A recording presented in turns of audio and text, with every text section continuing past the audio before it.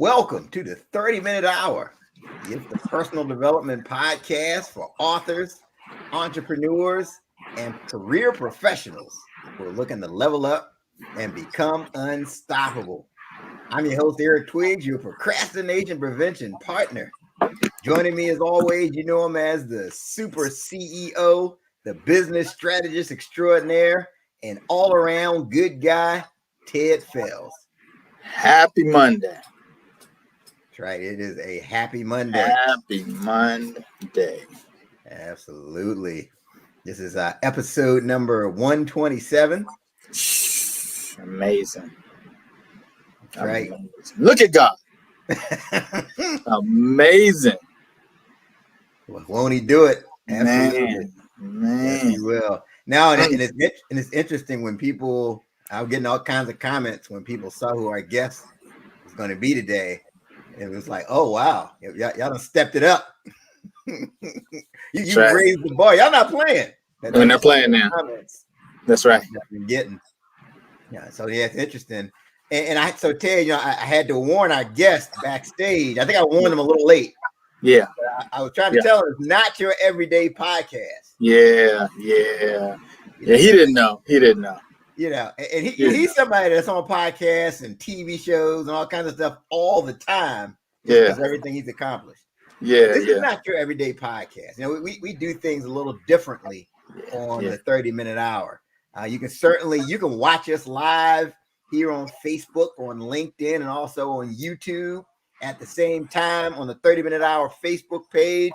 You can also watch us on our Instagram page titled the 30-minute hour on IGTV. And I see people logging on right now to our Instagram page. Shout out to you that are following us. And then later you can go back and listen on Apple Podcasts, Spotify, and all those other places that you like to get your information there, podcast information. And don't forget to share the show. What'd you say?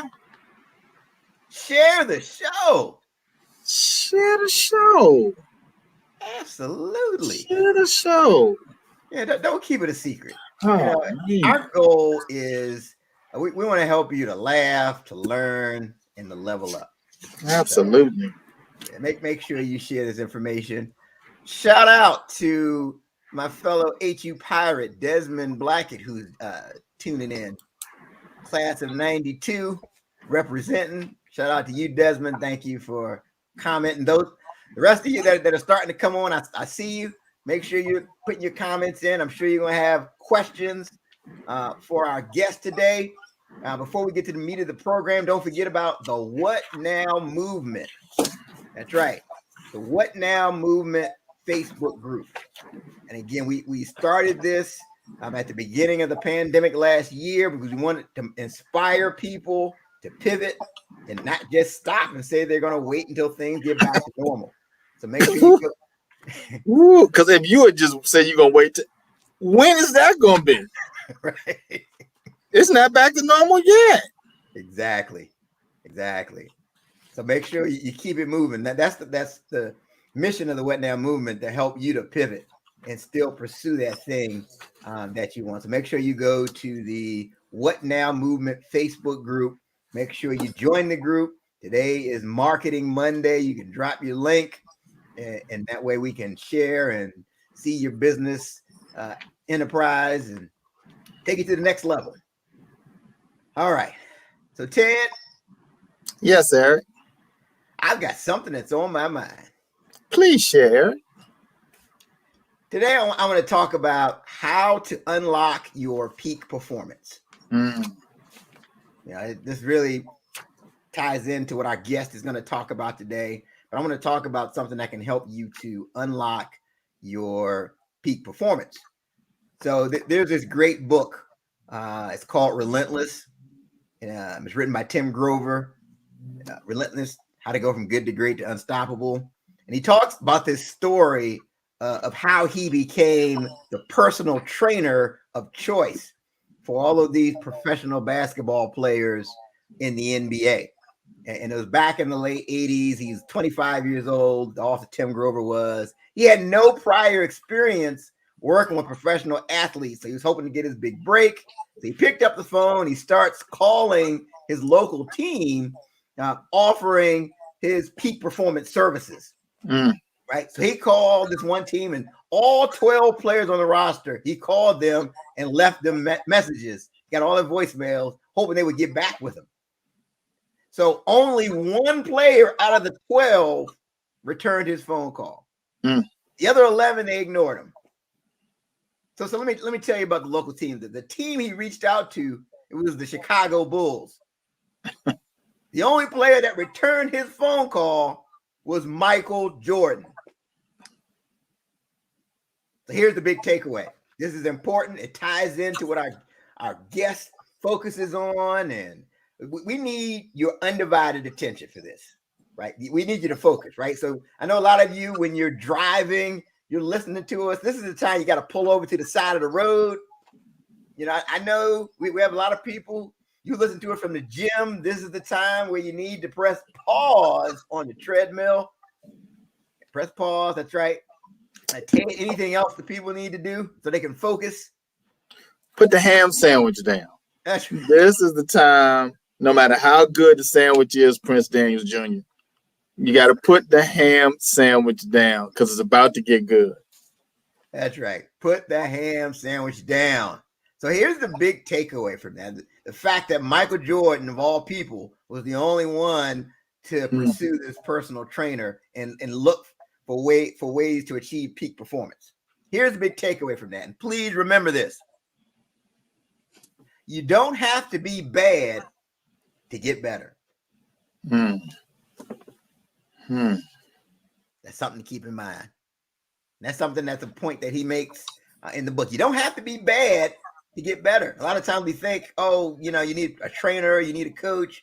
It's because you're bad in some way. No, that's how you take it to the next level. And that's critical. And so understanding this can help you to unlock your peak performance.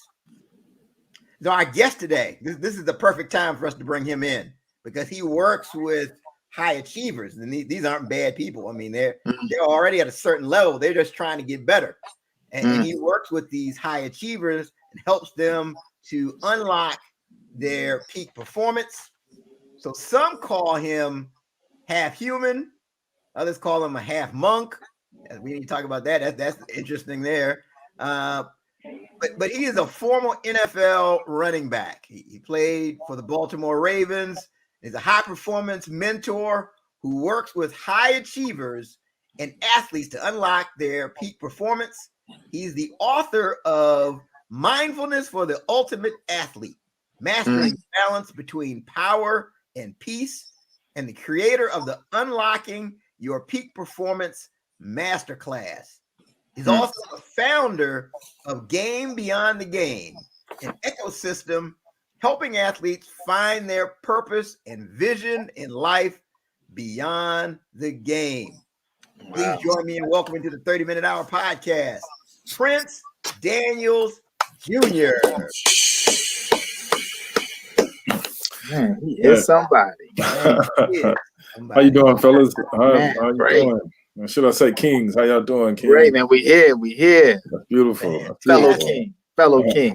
Thank you, brother. Thank you. All right. Yeah, man. It's good. It is truly an honor to have you on our show. Oh, thank you, man. Thank you. I'm honored to be here, man. I like what you guys are doing. I love the vibe. Right. Thank you. Yeah. You're welcome. All right.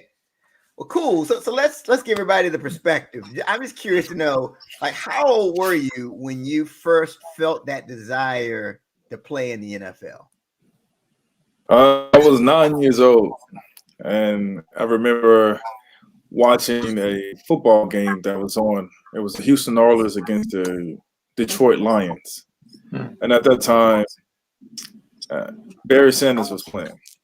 And it was Barry Sanders and Warren Moon. They were going back and forth. And Barry Sanders, he had this one run where he juked someone and made them look stupid and, made them fall down. And immediately I felt the surge in my body, the affinity to be like, that's what I want to do. And I remember tears welled up in my eyes at 9 years old. And I looked at my mom and I told my mom, I said, I'm going to be in the NFL one day, Mom. And she said, baby, I believe you. And the rest is history. So I've always had that desire to play, to be able to compete at that high level, not in terms of competition, but just in terms of wanting to share with other people, like my greatness that I feel that's inside of me at the age of 9. So I felt that was an opportunity in a way to be able to display my greatness.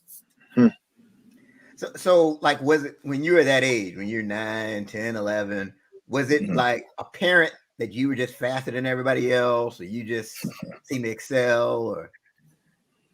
Yes, it was.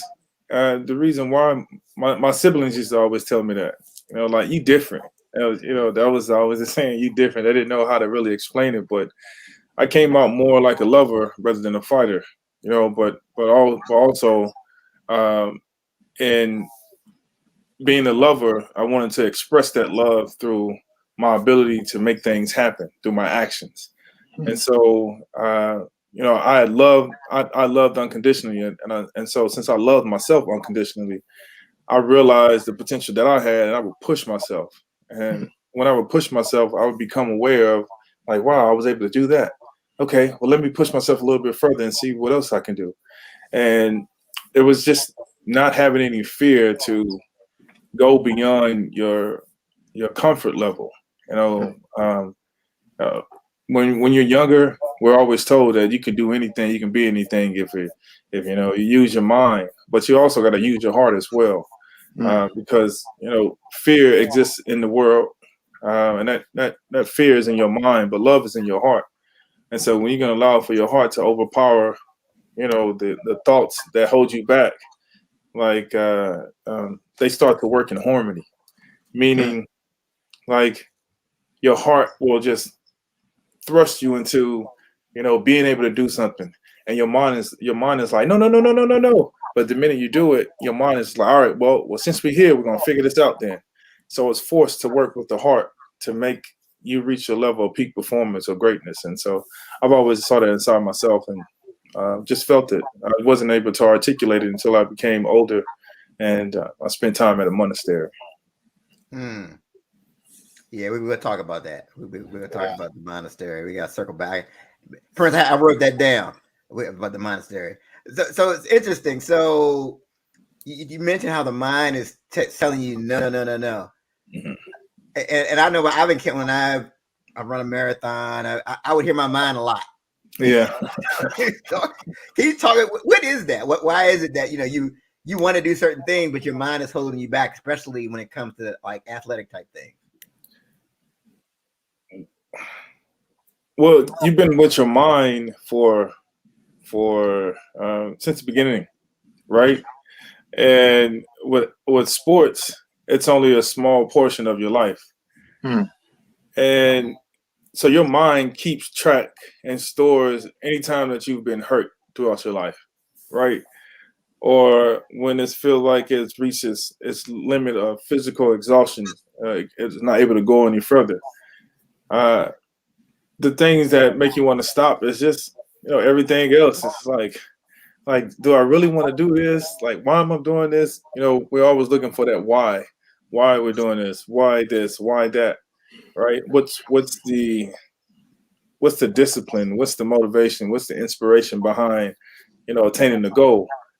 And what you have to know is that you have to find it within to continue to keep going, no matter what you do, no matter, so that internal dialogue is very important, because one of the things that we forget is that we are a person in ourselves. Like, we treat everyone else like a person, but we forget to treat ourselves like a person as well. In the sense of how we talk to ourselves. When we love somebody outside of us, we like, especially if it's a woman, we sweet talk the woman like, I love you on this and this and that. But how you gonna love a woman when you don't love yourself? And so you have to be able to love yourself first, so that way it's easy for you to love someone else. And when you can understand that concept and that philosophy, you will really be able to do the things that you focus on. And so for me, it was just more of a,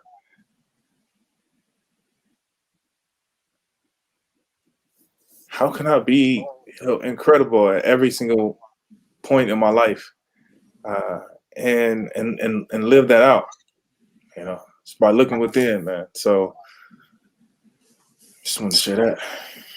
Well, Prince, you kind of deep, man. I'm sitting here listening. I'm like, yeah, I'm trying to be incredible in everything I'm trying to do too, man. That's some real stuff. And Eric, you see how you kind of paused with it. How can I be? It was like this. It was like I'm thinking, how can I be incredible in everything I do? And I'm like, yeah. That's real. And the whole point about, treating yourself as a person, and that's interesting though, just how you talk to yourself, and man, that's well, you talk to someone that you love in the most angelic and uplifting and impactful way possible, right? Because we understand the power of words and our energy, and so when you treat someone with compassion, with utmost respect, with beautiful words, man, it resonates with them and it uplifts them, and that's power. And so when you can actually use that same type of power and put it upon yourself, turn it upon yourself, you start realizing how incredible you are, and you start growing from the inside out. And that is what allows for you to like tap into, what I call your energy, like your inner good, your inner greatness, your inner God, your inner godliness, your inner goddess, because it's inside of us, but we've been taught to look outside of ourselves and not within ourselves, for the answers that we need. That's powerful. And I'm learning more and more, as I start working with people and as I coach people, that, the questions you ask yourself are so critical. Right. So you talk about self-talk, and it's so easy to ask yourself limiting questions, but that question, how can I be incredible at every, it's hard to lose if you're asking yourself that question every day. I'm just sitting there thinking about him playing sports, right? It's like, okay, I'm about to go out here and be incredible. Like, ain't nobody on here gonna stop me today. And you're about to be 10 years old at that point. Like, catch me if you can. Right. That was a mindset, and my mind had really fully developed into the game of football until I got to the NFL. And so everything else was just raw talent all the way up into the NFL. When I got to the NFL, I started realizing, like, oh, I can do this. Oh, I can run past this individual. Oh, so what I realized that I was overthinking the game instead of allowing the game to come to me. And the minute, I started realizing the small things that take somebody from good to great. So Eric, when you were speaking, I was just like, it's right on time. It's in synchronicity. It's in harmony. When you were saying from good to great, well, those subtle things that people tend to not look at or see are the things that make you great, right? But if you think about an athlete, they're still human beings. And so just after they finish working and put it in all of that work, they want to go home and watch some Netflix. They want to go home and watch TV. They want to go home and just relax, right? But it's the ones that continue to keep refining themselves over and over again until they start teaching themselves to see what others don't see. And when you spend enough time, you start paying attention to those small details. And those small details teach you a lesson. They start talking to you. When you learn from that lesson, then you can go back and you can apply it to see if it works again. And if it works again, now guess what? That is something that you just learned that helps you grow and separate yourself from any type of competition that you're a part of or that you feel that you're in competition with. And from that moment, you just continue to grow and grow and grow. There's no limit to your growth. It's only your mindset. It's only the limits that you create. They say that the sky is the limit. The sky has never been the limit, or sky is the limit. The sky has never been the limit. It's your thought process of how you interpret things, how you see things, how conscious you become of things that are around you and near you. And just being mindful of where you are, creating an anchor for yourself each and every day. So then that way you can never be swayed left or right, but make sure that you are centered and you're open to receive your blessings and your greatness. Oh man. I just feel like getting up and going for a run right now. I'm so pumped up. Prince Daniels Jr., you got me so pumped up right about now. Man. This is good stuff. Hey, brother, thank you, man. So So I want to get into this. So you began your college career at Georgia Tech, and what people may not understand is that you were a walk-on. You were 7th on the depth chart when you got there, and your coach told you would never play college football. Talk about that. I mean, did you at that time? Did you still see yourself making it to the NFL? You have to have a vision. I saw myself making it to the NFL at 9 years old. I couldn't allow for anyone to impede upon my dream that I saw for myself. Right. So when my coach told me that my chances of playing at Georgia Tech are 1 in a million, and my chances of playing in the NFL are 1 in a billion, I still knew that I had a chance. It still was 1 in, right? You could be that one. That's that one. But we've been primed and taught to look at things in the most negative manner, right? And being 7th on the depth chart, it was just a number. To me, it was still 1 because the 7 looked like the 1. All you gotta do is take a couple of those lines away, and you got your 1, right? Yeah. So it's about how you see things, right? When people put a fence in front of you, you can either jump over the fence or see how far it wraps around, or you can go around it. And there was nothing that was stopping me except my mind, and my mind would have been influenced by what someone would have one on me. This is the reason why love is very important in the household and life, because once you have the foundation of love, like nothing can penetrate that, and you really love yourself more than anything. And so when my coach told me that I wasn't good enough to play at Georgia Tech, man, I just took it upon myself to make my dream become a reality. And so that's what I did. I put my head down and I worked relentlessly. I worked harder than everyone else, and not just worked harder, but then after we did our workouts, I would go and do another workout, and I would work my mind out, and I would just try to figure out how far can I push myself. Somebody just told me that I suck and that I would never play at Georgia Tech or play in the NFL. He doesn't know me. He can't measure my you don't even know how I grew up. And just because I'm a walk-on and that's the position that I'm in right now doesn't mean that's the position I'm going to be in forever. And so I had my hopes and dreams, and I stuck to my plan, and I stayed focused on it. And no matter what happened, I never deviated from the plan. And so and everything worked out. And I just believed in the process. I believe in what God put together for me, and so I just lived it. Awesome. Yeah. Awesome. And so then you go on, you get drafted by the Ravens in the 4th round, and not a whole lot of people on the planet can relate to what I'm about to ask you. So what is it like that moment? This is a dream of yours. This is something you've been thinking about since you're 9 years old. You're sitting there, and when they say with the 4th, what is that like to hear your name called in that moment? Man, it was the most gratifying feeling. It was like I really accomplished something.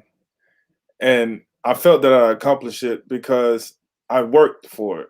So it made me appreciate it, right? It wasn't something that someone wrote stories upon me and said, this is going to be your next talent and your next star.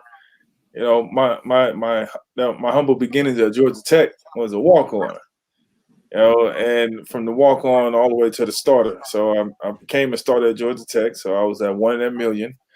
And then, so it's like winning the lottery, because when I went into the NFL, I became that 1 in a billion that my coach said that I wasn't going to, make it or accomplish the things that I accomplished. And the feeling was just breathtaking. It's just like, man, I did it. Well, I did it. And it's like, I know I did it. I was supposed to do it, right? And so I just remember when the day I received the phone call. Like I watched the draft the first day. No one called me. I was just like, man, I know what. I can't believe I didn't get picked on the first day. So the next day came, and I said, I'm not going to even watch the TV. I'm not watching this. I'm not going to do this. I'm not going to be playing these games with myself. You know, it's just like I'm not going to allow for this to play with my emotions.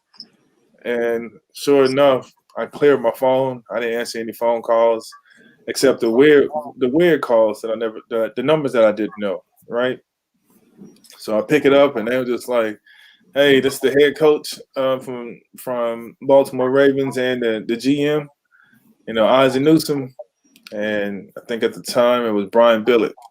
They called me, and it was just like, "Hey, man, has anybody called you?" And I was just like, "No, no one called me." He said, "Okay, we'll give you a call back." And so I'm like, "What is going on?" So right now I'm in the shower, and I look at the TV, and they said the Ravens are on the clock. They have 7 minutes left.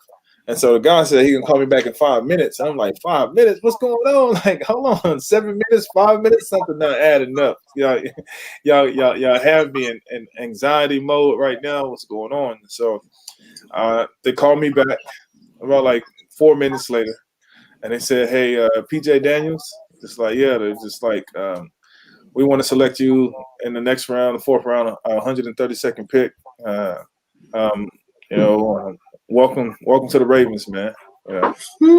Glad to have you a part of this." And I was just like, yes. And then so, now I'm trying to put some clothes on because I'm trying to go run and tell my family, and you can hear their footsteps coming down the hallway, doop doop doop doop doop doop doop doop, And so by that time I put some clothes on, they came in, and we were just elated, just in jubilation, just jumping up and down, sharing tears of enjoyment. And I was, from that point on, I was ready to go improve the skills, to prove my ability to be great, right? And so, that was an opportunity for that. Wow. Yeah. I feel like I just got drafted. Right. Like you walked me through that. Yeah, man. That moment was it was such a surreal moment because I actually saw myself go across the TV screen, because a lot of people that were getting drafted, they would just call their names, but they actually had a video of me going across the TV screen. So I was like, I'm on TV. I was like, from walk on to this, I was like, let's go, baby. Wow. So from that moment, that's when I was just like, y'all just got yourself a jewel, Right. Y'all winning. Y'all winning. Yeah. Y'all did right. Y'all did right. Exactly, man. And it didn't pan out that way, but they were able to see a lot of my greatness and a lot of my growth, my development. And if my career wasn't hindered by injuries, then I would have been able to display it on a larger scale for everybody to see. But my development there was just exponential. Like I had saw how to separate yourself from good to great, from great to elite, and it was because I paid attention to those small details. And it's those small details are the things that we overlook, because you don't think about that, because you're constantly looking to keep up with what's going on in the world. What's the next fad, what's this, what's that, and you don't take a second to actually watch the flowers grow. All right, so when you can watch a flower grow and see its growth and how it moves, then you will start to really understand things on a micro level as well as a macro level. So it's interesting. So you mentioned the small details a few times here, and I was watching something. It was Time versus Time, this little series they had about Tom Brady, and they were talking about his personal trainer, and his personal trainer was saying that the elite quarterbacks are just trying to get like a 1% better. Everybody else is looking for this big change, this big this, but those guys, the Tom Brady, those guys, they're looking for that 1% edge. Right. You find that to be the case? Most definitely. I'll put it this way.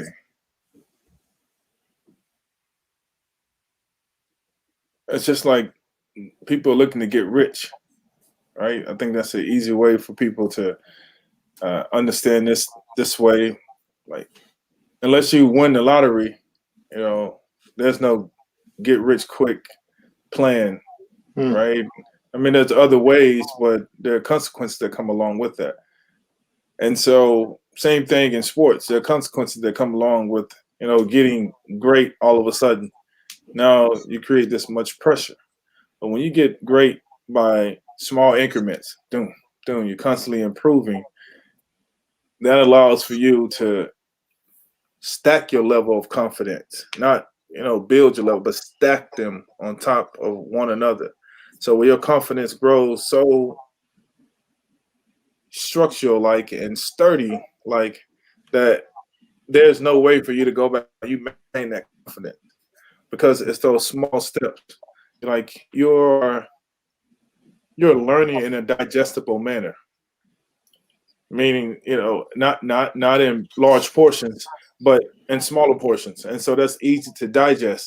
And once you master that 1%, then guess what? Now you can go and master another 1% and another 1% and another 1%, and all those 1%s, they add up to the whole, and they make you whole and unstoppable and elite, and be able to do exactly what you want to do by just understanding that all you have to do is just focus your mind, and that's simple. Yeah, but yeah, so I agree with it. Yeah, I've never heard it explained that way, but it makes a whole lot of sense. So as you're stacking it on, as opposed to trying to make that big quantum leap. Yeah, and that's why his career has been what it has been. He's been able to really focus his mind on, one thing at a time. And that's what mindfulness and meditation is about, being able to focus your mind. It doesn't have to be for long. And that's what I teach. Well, that's what I share. I don't teach because I'm not a teacher. I don't coach because I'm not a coach. And I'm not a preacher, so I don't preach, but I do share information. And so what I'm sharing is when you can really focus all of your attention on being great at this one thing. Once you master that one thing, then you have the ability to add on to that one thing. And it's just like, oh, I can master this. Now I can master this. And so now what happens is you start recalling all of the things that you've mastered that have basically become second nature. And you put those things together and you fine tune it. And now you go and play. And when you play, you've been focusing on those little small things that everyone else doesn't have a chance to see or focus on or practice on. So yes, that 1% is all that it takes. So you've been playing football your entire life, pretty much. So you get to the NFL, you're still playing football. What did you find to be the biggest difference at the NFL level in comparison to, say, when you're at Georgia Tech? The level of competition and the mind. The level of competition is so high. Like you have all Americans and all conference, being put in one pool, and then you like somebody has to come out on top, right? So it's like how do you take it to that next level? And so that's where the mind comes in, and how you talk to yourself and how you prep yourself and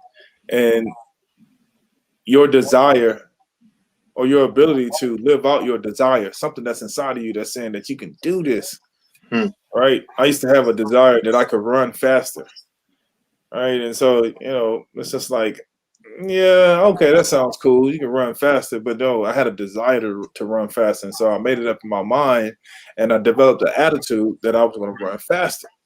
And so one, I had the desire. Two, I had the ability to put it into work. And so I put it into work, and all I did was made a small incremental change, that 1%, and I focused on my hips. And I went from a 4.5 to a 4.2 in 6 weeks by doing hip exercises.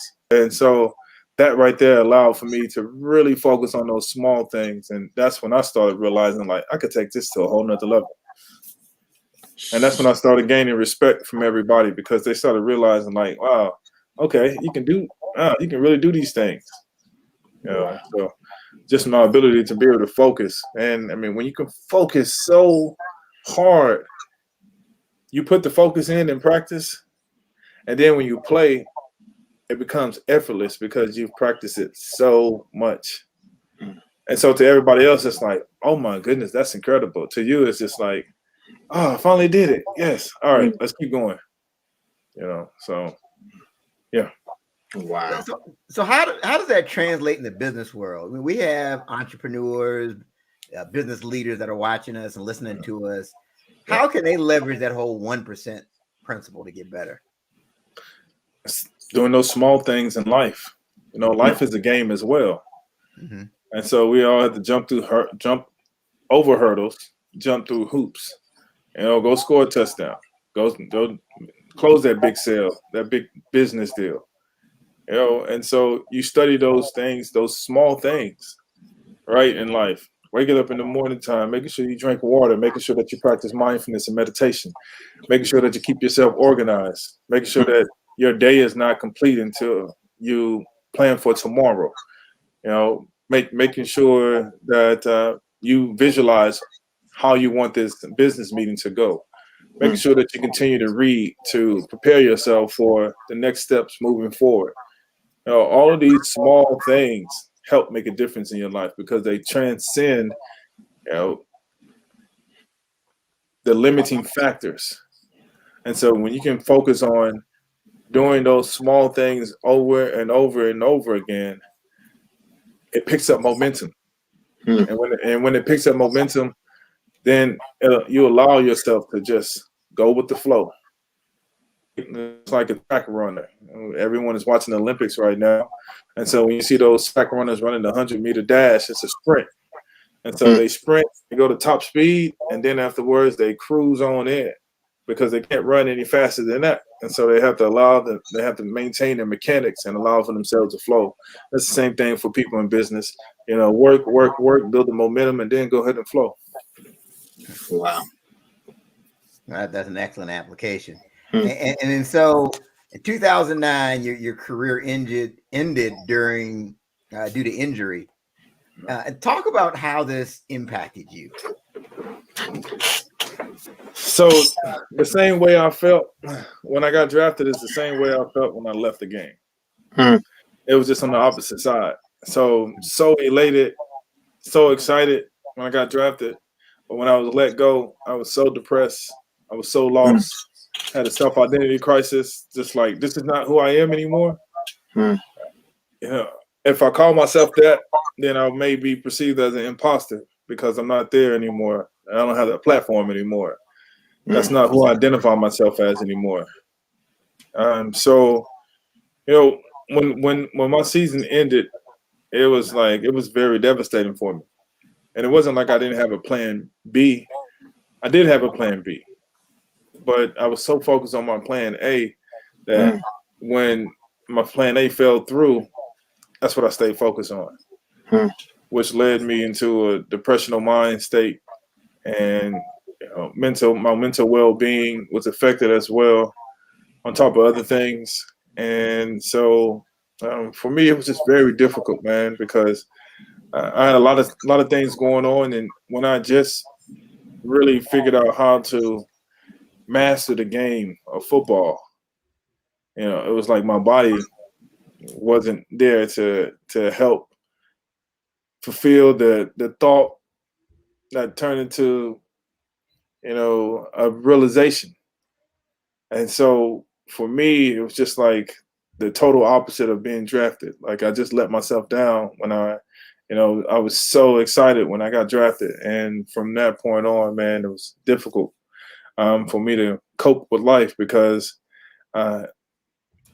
I was at the root cause of depression. And, the root cause of depression is thinking about something in the past. The root cause of anxiety is thinking about something in the future that has not happened yet. We create the fear within ourselves, and we create the depression within our mind and what we focus our attention on and put our energy into. But the thing is I made a transition, and we all make a transition in life, whether it's in sports or in business. And when you make that transition, there's some things that need to be taken with you. And in the game of football, when I was let go, my body left, but my energy, my spirit, my mind, it was still focused on football. That's what led to the depression. And so when it comes to a transition, whether you're moving from job, whether you're moving from your house to a new house, you got to take things with you. There are certain things that need to be taken, because if you leave them behind, there are going to be consequences. And so in terms of, the physical moving, you leave something behind, you can get fined for leaving it there, right? But in terms of like the mental aspect of it, when you leave your mind somewhere else, it creates depression. That's the consequence of it. And so it took me a while for me to reconnect my mind, my body, and my spirit, to like be focused on the present, what I was doing at the moment in time in my life. So it taught me a lot, and so I knew that I needed more help. And so after that, after playing in the NFL, I didn't know if there was anything else that was going to fulfill, the excitement and the energy that I received from playing on such a high level and being praised for it. And so that's where a lot of players, they drop. Like, think about it. I can equate money to it, because we equate money as power, right? When you accumulate a large amount of it, and you have all this money, then all of a sudden it's taken away from you in one day. And it's like, huh? And so you feel like you've lost all your power, lost all sense of self. And that's how I felt, man. And so I had to rebuild myself. And that's where I felt I needed to do something that was far beyond just going back to school, far beyond just, going to go do something that my parents may have recommended, or or a mentor have recommended. I wanted to go and find myself, and that's when I went and spent time at a monastery to really dive in deep into like the principle of life and understanding why we're here, what we're doing, and just looking beyond playing sports or being labeled as an athlete, because that's what I identify myself with, and so that's what led to the depression and the suicidal ideation and everything else. So, yeah.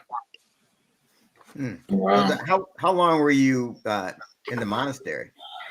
I lived at the monastery for 3 months, but I'm still a part of the monastery. So I've been a part of the monastery for 13 years. So, yeah. And that's where you develop the disciplines of meditation. Exactly. Yeah, that's where I developed the discipline of meditation, and I just dived in a little bit deeper and just became a student of it. Just in the same way that I became a student of the game of football, I became a student in learning about mindfulness and meditation, and just wanting to understand more about this life and why we're here and what we're doing while we're here and how we're making an impact and a difference, not only in ourselves, but in the world as well. So, yeah, that was my sole purpose of going. And so I'm happy that I did that, because, now I have guidance. I'm not going to say I have all the answers, but I have enough answers, to help me get to the next answer that I'm looking for. So, and so that experience inspired you to start your organization, The Game Beyond the Game. Yeah. So talk about that, the organization, how it helps athletes. Yeah, so Game Beyond the Game is an ecosystem that I've created for athletes to be able to rediscover their vision and their purpose and have the mindset to see it through. So I wanted these athletes to avoid what I went through in terms of depression, in terms of suicidal ideation, in terms of suicide attempt. I wanted to get them away from that and really be able to find a plan and a strategy to help them, navigate this transition that they've been through.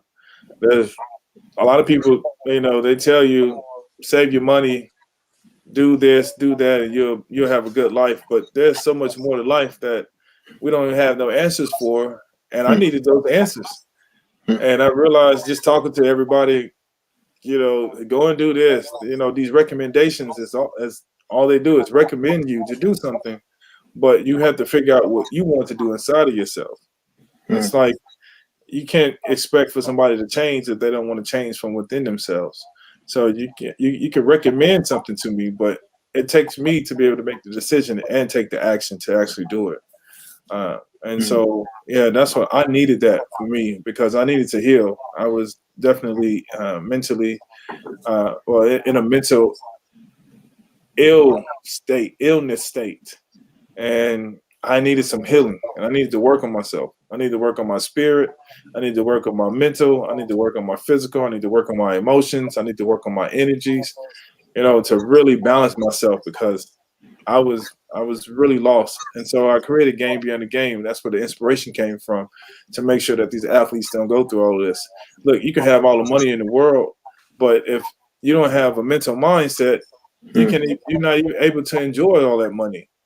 And so when you accumulate so much money and so much power, you lose who you are, because that's where you put all your energy. And so when you can find a balance to accumulating the wealth and maintaining your energy, then guess what? You'll be open to going helping other people and extending your arm down and picking them up and letting them know, hey, you can do it. Keep believing in yourself. You're on the right track. You're doing the right things. And this is what we need, and in this world, to be able to continue to keep growing. Wow. And are you reaching out to athletes that are retired or stopped playing, as well as the athletes that are still currently in the league now? Yeah. So the Game Beyond the Game reaches out to more of the players that are currently in the game, but they're looking to retire. They're looking to make a transition, and also the former players. Yeah. But I actually work with current players and teaching them how to reach their level of peak performance. And so when I say that I created an ecosystem, I created a system where, I have them going into their career, or while they're in their career, they want to elevate themselves, elevate their game, take their game to a whole nother level, actually to the highest level. When you work with me, there's no other level. I'm taking you there. So, but I work with them on that, and then the Game Beyond the Game helps them with the transition, and then working on their mindset of how they want to move forward in the second part of their life, because it's hard to match the energy of being glorified. Right after you come off of that pedestal, and so that's a huge fall. That's a huge drop. And when you're not given that, when you're not fed that, it's difficult, because it seems like people forgot you. When at 1 minute they were just praising you, they knew you by first name. Now they're like, "Hey, aren't you that dude? Yeah, you so and so." Right. And so, that hurts. It's almost like a jab. Boom. Until you really learn how to identify with you. Right. Wow. And so once you identify with you, then it helps, these individuals like navigate and move with a complete awareness about themselves and what they're doing and what goals they're looking to accomplish in life. Wow, that's interesting. I kind of go back to when you were talking about you were 9 years old, and they were saying that you were different, right? So probably at that point, you were running all over the field. Everybody was chasing you. You were scoring a lot of touchdowns. They probably had plays that was just the PJ play, just give them the ball and everybody just get out the way and let you just run around till people get tired.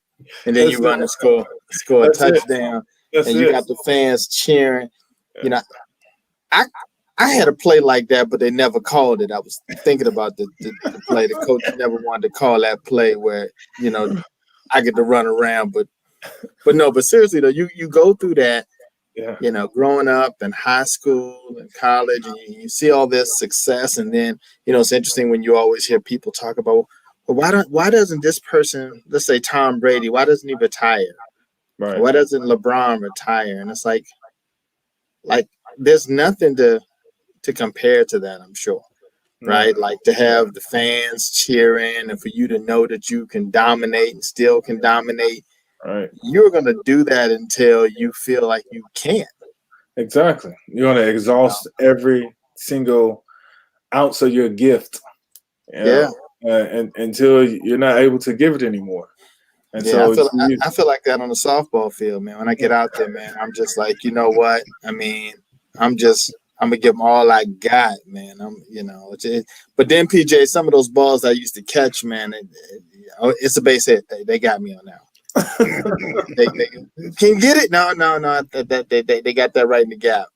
At that point, that's when you know you're slowing up. It's probably time to hang up the cleat. Hey, all you gotta do is keep stretching, man. If you keep stretching. That's it, man. That's it. Stretching, you'll be good. That's right. Well, I heard you talking about that whole thing about work on the hip, so I'm gonna see if that can get me. If it got you from a 4.5 to a 4.2, let's see if it get me from a 5.5 to a 5.2. 5.2. Hey, it will, man. You work on those hip exercises, man. I guarantee you. And I'll never forget when it happened. You know, like it was the process of it happening. From like going out to practice and saying before I went to another running back mate, his name was Corey Ross. He played running back at the University of Nebraska. And one day we were talking and we were like, bro, like what we doing? Like we both want to play. So how we gonna play? And we said, every day we go out to practice. No, because I remember I said, look, every time we go out to practice, that's our ability to play. And Corey was just like, you know what, you're right. So every day, what we're going to do, we're going to make a pact. Every day we go out to practice, we're going to give it 110% every time. And we was just like, bet. So every day we went out to practice. We went out to practice with the mindset like, man, F them. You know, like F them. I don't care if that's Ray Lewis. I don't care if that's Bart Scott. I don't care if that's Adelius Thomas. I don't care if that's Chris McAllister. I don't care if that's Samari Rowe. I don't care if that's Ed Reed. I don't care if that's Haloti Nata. I don't care. I'm going to be great. And so every day we're going to come out here, we're going to have the opportunity to go against the number one defense in the NFL. So once we do that, and we go against the number 2 and the number 3 and the number 4 and the number 5, we're going to have a field day. So let's go hard every day against the number 1 defense because we have this opportunity. And we did that. And so at first it was a desire and a feeling that I could run faster. And I was trying to adopt everybody's running moves, you know, but that wasn't me. And then it was when I started learning how to run. And so when I was doing those hip exercises, it helped me start picking up my knees higher. And it helped my core strengthen in the way that it needed to strengthen. And so it went from that to, you know, like I would do these exercises either before or after practice. And man, sure enough, just getting faster and faster and faster. And I knew I was getting faster from the ways that the players were treating me. Ray Lewis was treating me. You know, Ed Reed, like all the offensive players, Mark Clayton, Derek Mason. You know, they were like, man, what you been doing, bro? What you been doing, man? You taking something? Just like, no. You know, it was just, I started realizing like, wow, okay, the desire and the work ethic and the feeling of running fast, they started to merge. And I could feel the difference because it wasn't like I could hear myself like, yeah. It was just a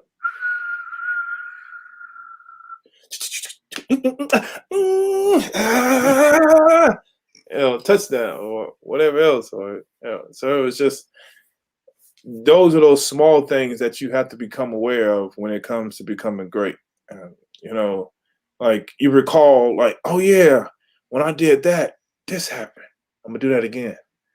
And you do it again and it works. And you're like, okay, all right, that's in my bag. Boom. I know when to recall on that. I know when to do that. I know when, like, the game slows down for you so much so you're moving at a different pace, but the game is actually moving in the speed that it's supposed to be moving. But your brain is processing things at such a astronomical level. You're just looking at it as it's running, as it's going in slow motion. You're just like, oh, watch out, boom. Oh, let me catch this ball. Hey, okay, I was supposed to do that. It's just, and so all just that mind talk, it becomes so normal for you. It's like you're just out there like, It's like you're taking a stroll. It happens in such an effortless manner. You're not trying to do anything except just be there. Just move out the way, block this person, throw this touchdown. PJ, yeah. That sounds good, but if Ray Lewis was out there, I know it wasn't. It was like, oh. Hey man, Ray is my dog, man. Ray. I remember when I first hit Ray, he talked to me like a little rag dog. I was like, woo! I was like, that is a man child. He is strong as can be. But that is funny. And my running backs, they taught me about football. I didn't really know about football. It was all raw talent. It's a sheer will and desire. But we was in practice one day, and Ray came in for a blitz, and I stuck my head in there and I hit him, boom, and it rocked him back. And he just grabbed me and just threw me, tossed me like a little sheet of paper. And I was like, God, dog. I was like, woo! And that's what I mean about. You go into the NFL and you realize these people are strong. Like it seems like they've been eating weights for breakfast. Right? They come in. What's up, man?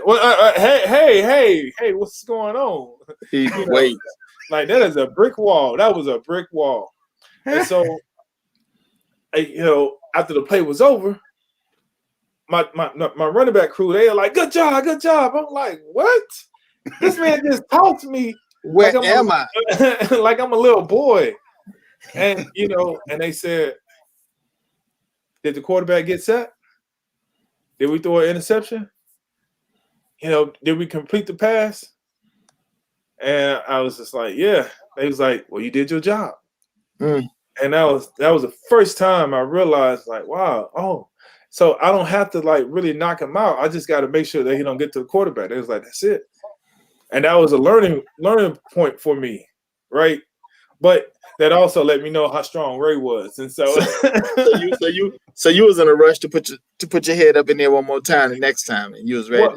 Well, I think, let me say this: I wasn't like my coach used to always say that he puts his pants on the same way you do, and he don't go in no phone booth. And come out with some red tights and some blue longings, leg longings. So, once you stop overthinking it, you realize like you deserve to be here amongst the elite. And so, all it took was for me to actually commit to, going, put my head in there and stopping them from getting in there. So, it's either like, oh, here come Ray, or like, here come Ray. So what? Bam! And then he tossed me and just like, whoa. But once my teammates put the bug in my ear, like, you did your job, then I started realizing, oh, okay. So all I got to do is just really boom, give him a good shot, because even though he's strong, I'm strong as well. My strength comes from my confidence. And so when I did that, that was unexpected. So now, he also, since he got hit, he's not going to come in like that as well. So, that's how you stand your ground. But right. But he's still Ray. He's still Ray. So you're telling me you had Ray thinking twice the next time he came in there when he saw PJ coming through there. He was thinking twice. Most definitely. And so he would use a different tactic, right? Instead of because he was in the league long, for a long time. So I get there and I bang with him. Nobody wants to bang all the time. So now you come in and instead of banging, you just try to move them out the way, right? Take a different route. And so, that's how the game goes. But let me say this. I'm not taking anything away from Ray Lewis. This is just my little story that I had, and so I don't want y'all to be like, man, he didn't win over Ray Lewis, and now I'm on the news, and I'm like, oh man, see, man, it's kind of funny you talking about Ray Lewis. I was looking at this clip, Eric. I don't know if I shared it with you on Instagram. We had Ocho Cinco, and he was talking about, yeah, I ran Ray Lewis over, and then they showed the clip. It showed what really happened. I seen that. Oh, that thing was hilarious. By the time he went back over the sideline, he was like, man, you gotta stop going in there. He said, I know, man, that was Ray Lewis. They was like, yeah, we saw that. So yeah. But look, this is your interview. So whatever you say on your interview, it works. We won't bring it up if we have a chance to interview Ray Lewis. Like, hey, Ray, we heard one of the hardest times you got hit in practice was by his brother PJ Daniels. I heard you ain't want no more. Yeah, I heard he laid you out. No, he's the hardest you ever been hit. No, we won't do that. That's too funny, man. But no, shout out to Ray and everybody else, man. They do, those are some incredible individuals, man. Yeah. And it was just a pleasure to, gain everybody's respect through my ability to play and my confidence and just being me, just showing up and being me. Absolutely. Yeah. Great. So let's talk about your book. So Mindfulness for the Ultimate Athlete, Mastering the Balance Between Power and Peace. Yeah. So what will people gain from reading it? Man, people will gain an understanding of the things that they do from a mental standpoint that prevent them from reaching their peak performance. They'll learn how to train their mind using the tool of visualization. They'll build self-esteem and self-confidence, and achieve a high level of spiritual fitness, in sports and in life. And that's something that we don't speak about a lot. When they talk about books, it's just more about, the body and the mind. But, I've been fortunate enough to take it to another level and add the spiritual part in there because we don't know how to use it, right? It's there, but we don't really know how to use it. And so I articulate it in a way where, like, this is how your spiritual part helps you enhance your game and reach your peak performance. So those are some of the takeaways for elite athletes and high achievers. I know one thing: people need to go out and get this book, Mindfulness for the Ultimate Athlete. Yeah, it's one thing for somebody, just to hear theory of somebody talking about or repeating it, but you're getting information from a world-class athlete, somebody that performed at the highest level. You can't go wrong. I mean, I was taking notes on some of the stuff you've been saying, and I'm going to apply it to the things that I do. But I mean, you can't go wrong. Yep, you can't go wrong. You can't go left, man. I call myself a seeker. I'm a seeker of truth, and in my seeking of the truth, I come back and I share it with everyone. So, I've been on a search to understand the principles of life and more about life and why we're here. We should be able to see beyond where we are, where our mental state is. If somebody tells you that you are stupid, eventually you'll believe them that they said enough times. Right? So that's an external influence, right? But what is the internal influence telling you? When you know that you're not stupid, when you know that you're brilliant, when you know that you are loved, or when you know that you can focus and you can concentrate and you can do the things that you set your heart and your mind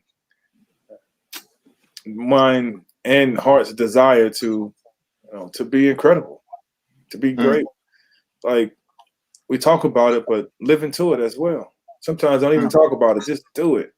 And in your ability to be silent and to be quiet, that's where you have the opportunity to learn the most, because you're not using your energy to talk. You're using your energy to listen and learn, and you watch and you observe, and you become conscious of the things around you. And when that happens, you learn and you start realizing, like, wow, like there's so much that a lot of people don't see or realize because, sometimes we want to hear ourselves talk. But yeah, all of these things you can learn from just observation of yourself. And that's what meditation is. You close your eyes and you sit down and you watch your thoughts. You don't try to empty your mind. It has nothing to do with religion. It's a practice that allows you to become aware and conscious of who you are and what you do. And once you figure out who you are and what you do, then you can learn how you want to grow from that point. Awesome. Wow. Awesome. All right. It is time for us to go around the horn. This is Ted Fells' favorite part of the show, especially today. He really is going to love this part of the show today, Prince. So this is where we each go around and we give a closing thought, kind of based off of the theme of the show to help people to become unstoppable. And Prince, you're the guest of honor, so we'll let you go first. Like, what's that final thought you want to leave people with?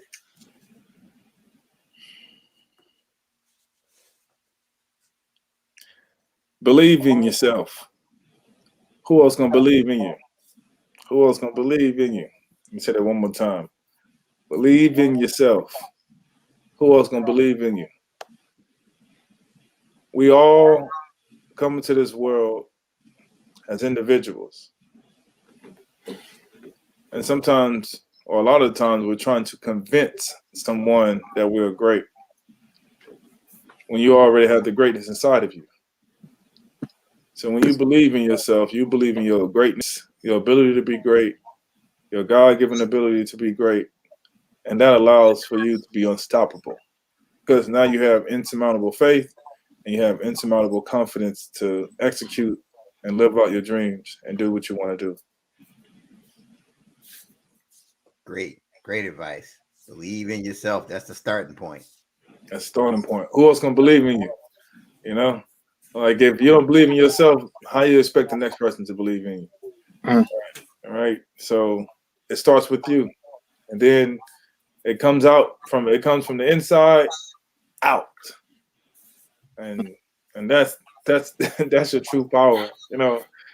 I feel like I said it so nonchalantly, like believe in yourself, look inside yourself, and that's because I've been practicing it for a very long time. But if I could remind people, like, if you just believe in yourself and just see it, and they're like, well, see what? And how long is it going to take? And is it going to take forever? And if you can let go of how long it's going to take, is it going to take forever? And you just continue to keep doing it. Just like one day, it's like going on a road trip and getting to your destination, like a destination like Disney World. I hate to kind of use Disney World to minimize what I'm saying because it's just a small fragment of your imagination. But you're going on the road trip and then you see nothing but trees and nothing but trees, and then all of a sudden you reach your destination, which is Disney World, and you look up and it's just like, wow. That's how it is when you have to look within yourself. It's some of the most boring things to do. Just looking at myself, observing myself. Why? Until one day you just realize, like, man, there's a light inside of me. There's a jewel inside of me. And, like, I've looked long enough and I finally get a chance to see it. And from that moment, you have a cathartic experience. And then you have a moment of clarity. And then you have a moment of, like, okay, all right, I have a purpose. And now I'm going to go ahead and pursue this purpose in life. That's deep. All right, Ted. How in the world am I supposed to follow that? Because let me tell you, I'm be honest with you. There were some things I was thinking, but the more he started talking, he just started adding one thought, then another thought. He had about 10 thoughts in there, man. He ain't leave nothing. You ain't leave nothing on the bone. My bad, man. You ain't leave nothing on the bone, man. So some of the stuff I say is gonna sound the same, but bottom line is this: I think about things that no matter what it was that when you first looked at it, it just seemed like it was so far away. You think about something like elementary school. right? You'd be like, man, 6th grade. I'm in the 1st grade. That seems so far away, right? And then you get to the point where you're like, man, I'm a freshman in high school. Man, senior year, that seems so far away. College, starting a business. Before you know it, you've been in it 10 years.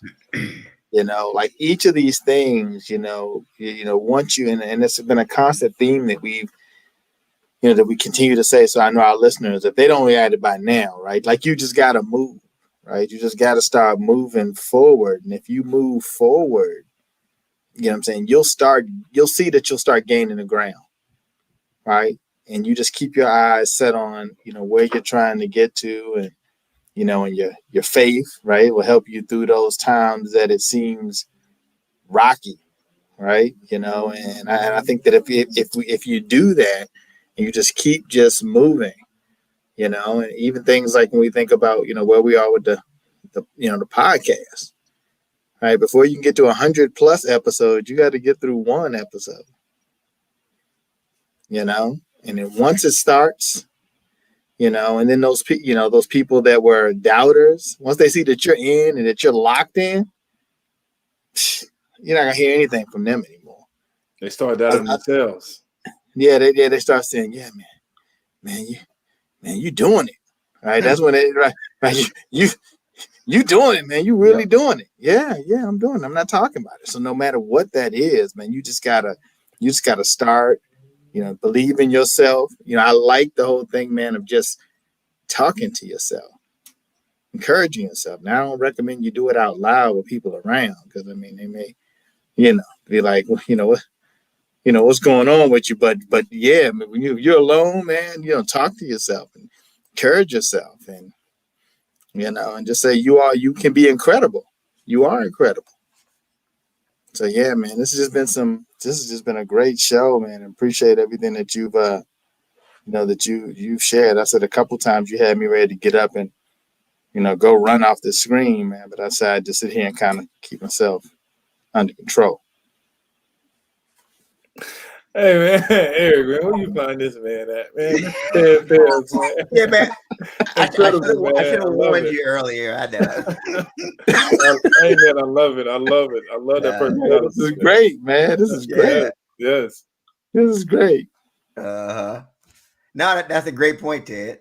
I mean, Prince is a tough act to follow, but no, the point you made spot on.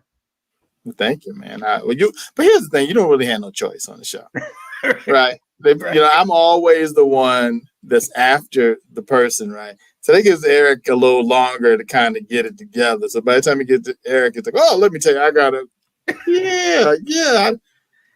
But you know what, Ted? I mean, I gotta confess this. Like, I actually did feel bad for you today. When we would come to this part, all the stuff that Prince has been sharing, I'm like, man, I know you already knew. You already knew. Yeah, man. I feel you, man. I really do. This was a tough act to follow with the nuggets that Prince was dropping. Do the best you can. Do the best you can. Man, y'all adding to the greatness, man. We all great, man. So y'all just added to the greatness. Do the best you can. Thank you, man. Yeah, Thank you. That's what people say when they want you to feel good, man. No, women, they look like, oh, you done lost weight. You looking great. You looking great in your outfit. Oh, girl, you look good too.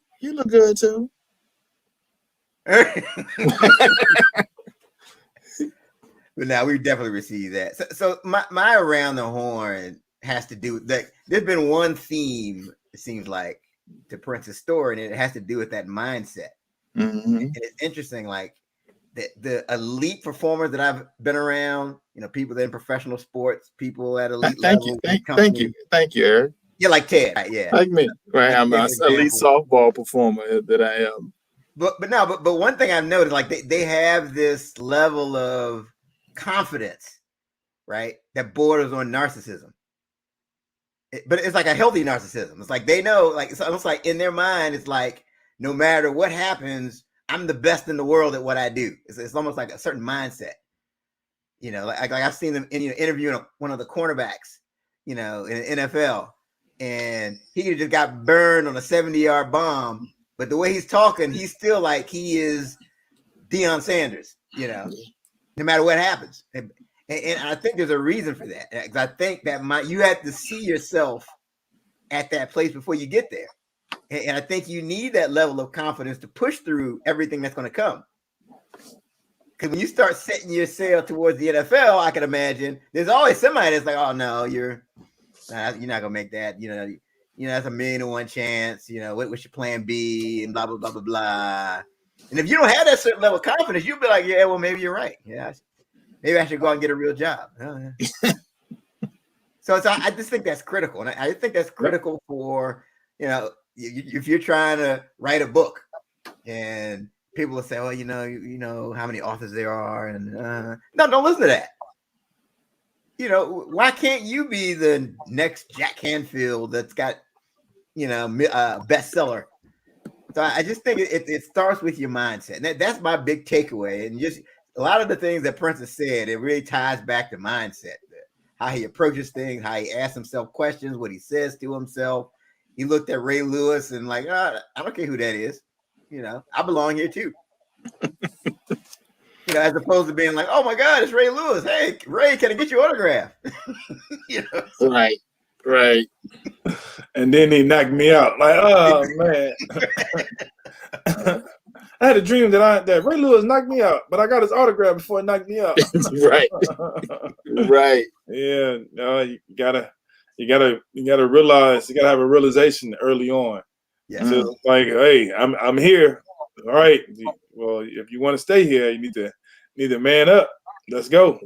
Drop your, as they can say in football, drop your nuts. Let's go. You got the big dog here. How you gonna stand up to the big dog? Well, I'm gonna go in and give it all I got. Did you tell Prince Eric this is a family show? Oh, my bad. I'm so sorry. This is a family show. We got children here. You can't just drop it. Unbelievable. Yeah, there goes our sponsors, man. Oh man. That's all right. Hey, my apologies and so, man. Hey. No, you're fine. Let's give you a hug. Oh man, Ted, come on, man. Hey, look, man, Ted been playing with me this whole show, man. Oh, man. It's cool, man. It's cool. But hey, I'm not apologetic on these things that I'm saying. Absolutely. I'm just sharing that moment with you because man, when somebody can take you down those memory lanes and you can envision it, man, then you know what I'm talking about. But as an athlete, you have to talk to yourself. As a genius, as a business person, you have to talk to yourself, because if you're not talking to yourself, you're gonna allow for somebody else to talk to you. And if they talking to you, they probably gonna tell you something that's so negative and so berating. And if you start believing that, then guess what?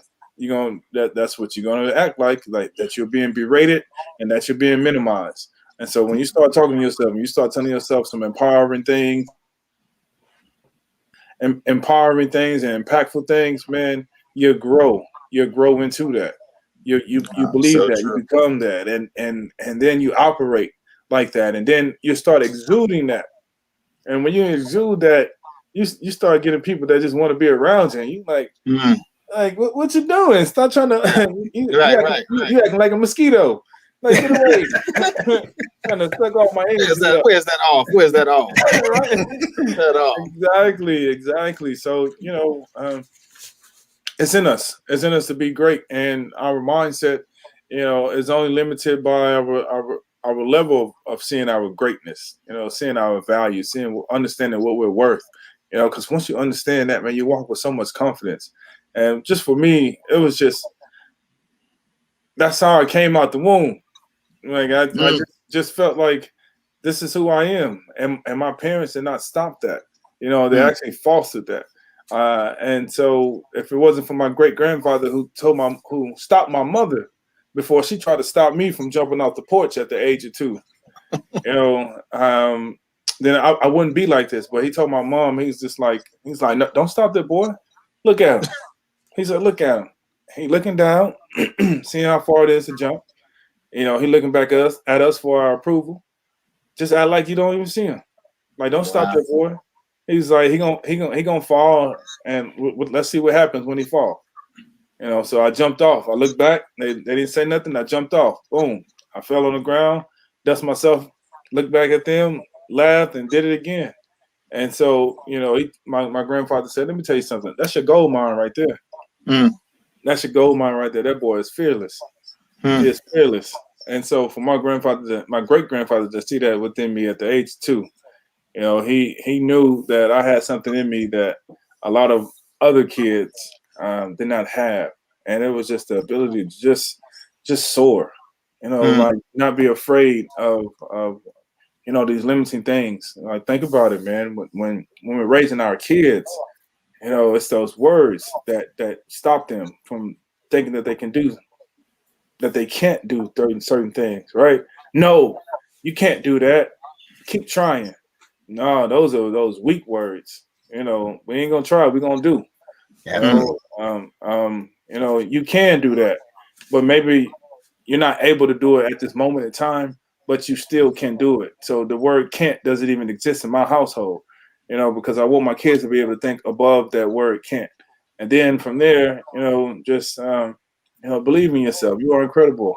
Not only are you beautiful, but you're brilliant. Don't the attention on the outside is far less impactful than the attention on the inside. So when you don't want to set your kids up as if somebody's always telling them that they're beautiful and pretty and handsome on the outside, but we don't show no attention to the inside, because when they get older, they're going to be looked to be validated from their external appearance.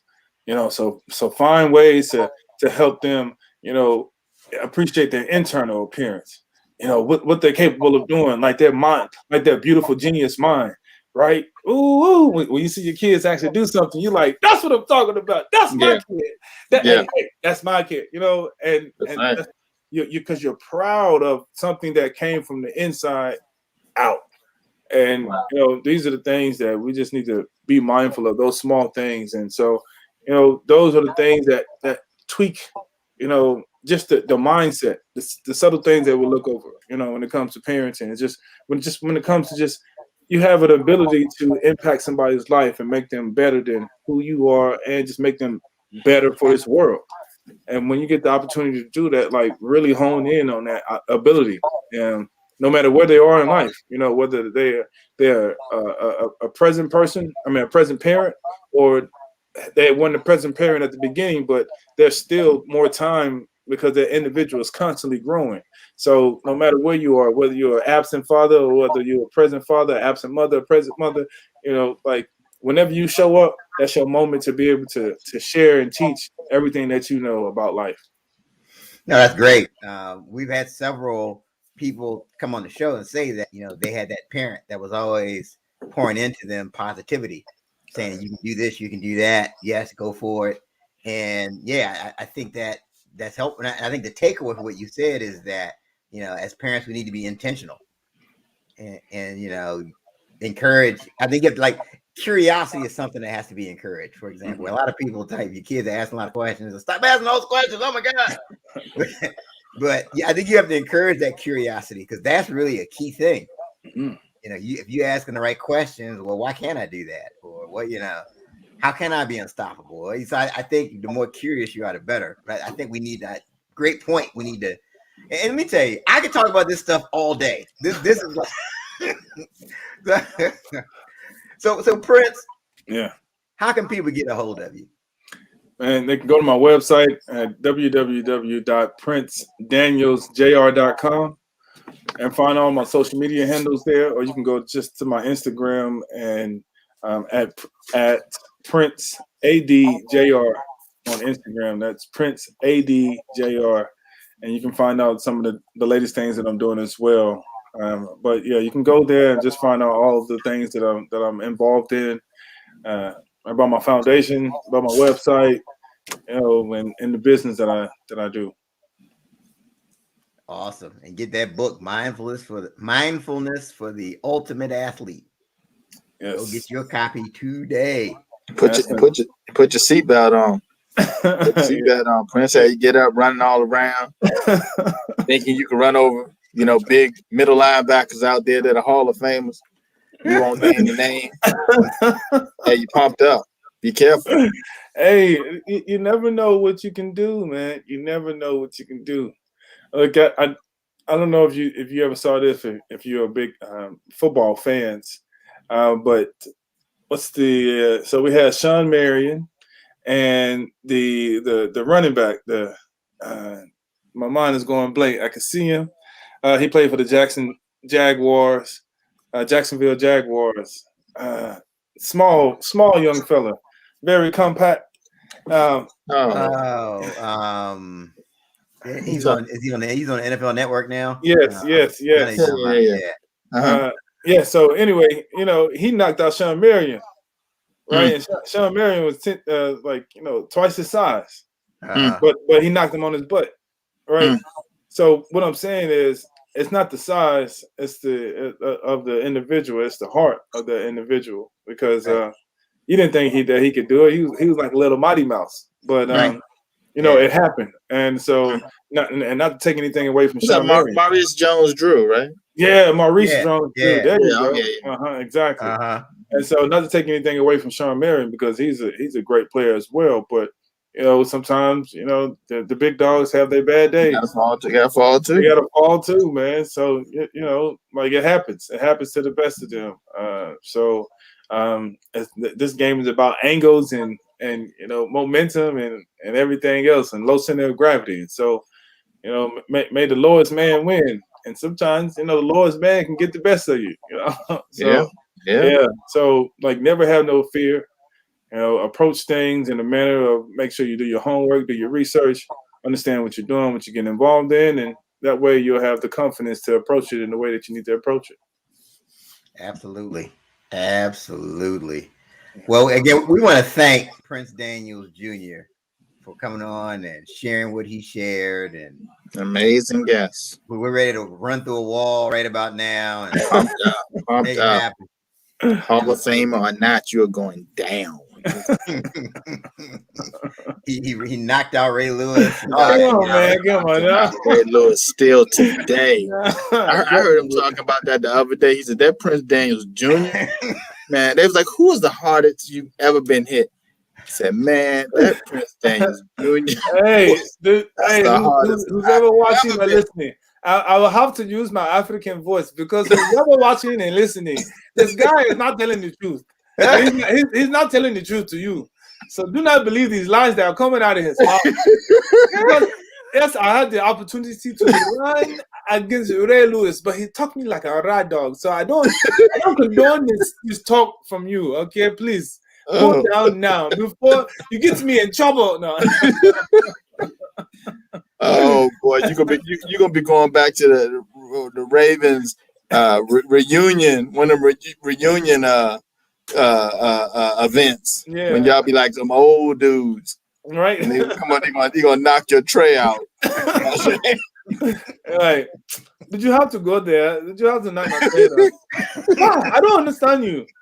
Okay, I will show you what Wakanda looks like.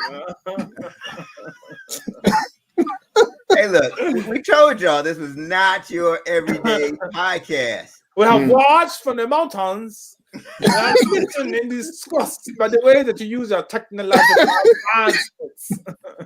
Oh my God! Hey, let me stop, because too much fun. My Wakanda. I don't want to get on my gun.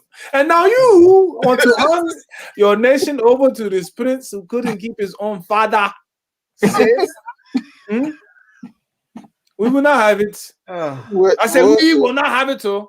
What has happened to this show? I tell you, we got. Where did it go? Oh man, it was great. You have to share the show. Right? Most definitely. Share the show. Don't forget to share the show. Right? Hopefully, we helped you laugh. We helped you learn and level up. Again, special thanks to Prince Daniels Jr. for everything he shared. And don't forget, you can catch us on Apple Podcasts, on Spotify, all of those other places. That concludes our show for this week. A great show. Absolutely. I'm gonna say this is what I'm gonna go back when I'm on the treadmill and listen again. I mean, you gonna put the ham sandwich down? I have to put that. I don't eat ham sandwiches, but if I did, I would definitely put them down. Let me tell you. I'm gonna put the turkey sandwich down. That's it. Awesome. All right. Until next time, have a great one. Peace, y'all.